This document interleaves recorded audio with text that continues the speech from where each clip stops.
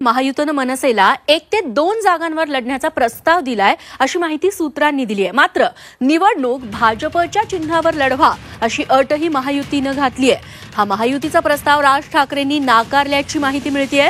त्यामुळे महायुती मनसेला पुन्हा नवीन प्रस्ताव देण्याची शक्यता आहे। 1 ते 2 दिवसांमध्ये पुन्हा नवीन प्रस्ताव मनसेला दिला जाणार आहे। दरम्यान मनसेबाबत योग्य वेळी निर्णय घेऊ असं उपमुख्यमंत्री देवेंद्र फडणवीसांनी सांगितलंय। तर राज ठाकरेंनी मोदींच्या संकल्पनेला साथ दिली तर युती होऊ शकेल असं भाजप प्रदेशाध्यक्ष चंद्रशेखर बावनकुळे म्हणाले।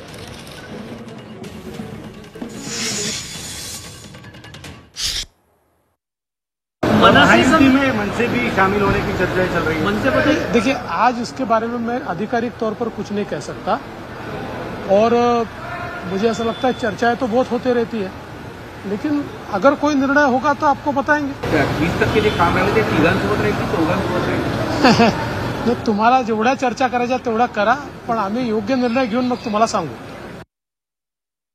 मनसे येणार आहे का तुमच्या विचारांशी काही जुळत असल्याचं गेल्या काही संदर्भांमध्ये बोलण्यात आलं? माननीय राजसाहेबांनी जर मोदीजींच्या संकल्पाला साथ देण्याचा विचार केला तर मला वाटतं हे घडू शकेल।